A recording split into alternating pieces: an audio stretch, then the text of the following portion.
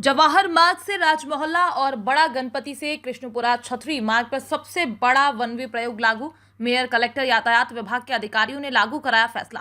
सोमवार सुबह 10 बजे से लागू हुआ यातायात सुधार प्रयोग। जवाहर मार्ग नंदलालपुरा चौराहा से राजमोहल्ला तक जा सकेंगे वाहन।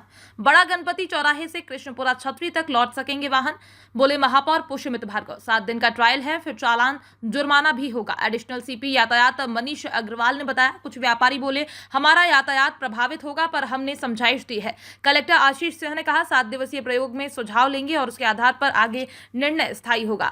प्रभाव सकारात्मक होगा या नकारात्मक होगा, ये समय बताएगा। देखिए, शहर में पहले सड़कों को अतिक्रमण मुक्त फुटपाथ फ्री करने का प्रयास हमारा लगातार जारी है और उसमें इंदौर की जनता का बहुत समर्थन हमको मिल रहा है। लेकिन ट्रैफिक में इंदौर को नंबर 1 बनाने के लिए इंफ्रास्ट्रक्चर के साथ साथ पुलों के निर्माण, सड़कों के निर्माण, कल इंदौर शहर को बहुत बड़ी सौगात एलिवेटेड ब्रिज की मिली है, वैसे ही मध्य क्षेत्र में वन वे ट्रैफिक के नियम लाकर हम नए प्रयास करने की कोशिश कर रहे हैं, जिसकी शुरुआत आज जवाहर मार्ग और बड़ा गणपति से लेकर कृष्णपुरा छतरी तक के मार्ग को वन वे करने का शुभारंभ हमने किया है। ये 7 दिन का ट्रायल है, इसमें कई सारे सुझाव भी आएंगे, कई सारे परिवर्तन भी करने पड़ेंगे, लेकिन प्रथम दृष्टया लगता है कि ये प्रयास हमारा सफल होगा। उसकी शुरुआत आज जनता को आग्रह कर समझा कर हमने की है। 7 दिन बाद यदि लोग नहीं मानेंगे तो चालानी कार्रवाई भी होगी और कठोर कार्रवाई भी नियम तोड़ने वालों के खिलाफ होगी। राजवाड़ा को चारों तरफ से यातायात दबाव कम करने के लिए व्यवस्था चालू की गई है।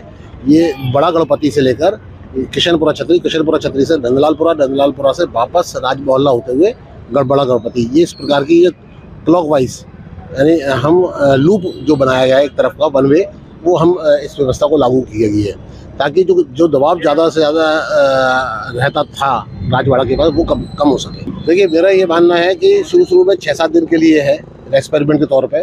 कुछ व्यापारी हैं इस बात की सब हमारी 2 व्हीलर को आने जाने दिया जाए क्योंकि हमारे व्यापार पर असर पड़ेगा, लेकिन हमारे ये कहना है कि उनको भी समझाइश दी जा रही है आपके व्यापार को कोई असर नहीं पड़ेगा। कोई व्यक्ति आएगा जो आदत में डालेगा अपने वाहन को इसी तरह से चलना है, वो छोटी जो गलियाँ हैं बीच रास्ते की, जो छोटे उन पर कोई पाबंदी नहीं है, वो क्रॉस रोड उस पर जो है अपने वाहन को दोनों दिशा में वो ले जाया जा सकता है। इसको ऑब्जर्व कर रहे हैं, लोगों का जो भी फीडबैक आएगा, लोगों का कितनी सहूलियत इससे मिलती है, क्या समस्याएं आती हैं, उनका अध्ययन किया जाएगा और उसके बाद 7 दिन बाद में फाइनल निर्णय लिया जाएगा। देखिए, जैसा मैंने बताया कि ये ट्रायल के तौर पर जो व्यवस्था है और उसके बाद जो पॉइंट्स आएंगे यहाँ के जो रहवासी हैं या फिर जो स्कूल की बसेज हैं, इस प्रकार के जो दूसरे बिंदु हैं वो जो आएंगे तो उनके संबंध में सभी से चर्चा करी जाएगी और जो अनुभव है उसके आधार पर निर्णय लिया जाएगा कि किसी को परेशानी भी ना हो और हमारी यातायात व्यवस्था भी सुचारू। देखिए, जैसा मैंने बताया, इमरजेंसी वाहनों के लिए तो हमेशा से ही सारी चीजें खुली रहती हैं, लेकिन ये 7 दिनों के ट्रायल के बाद में जो फाइनल रूपरेखा होगी वो आदेश के रूप में निकाली जाएगी। वहाँ पर भी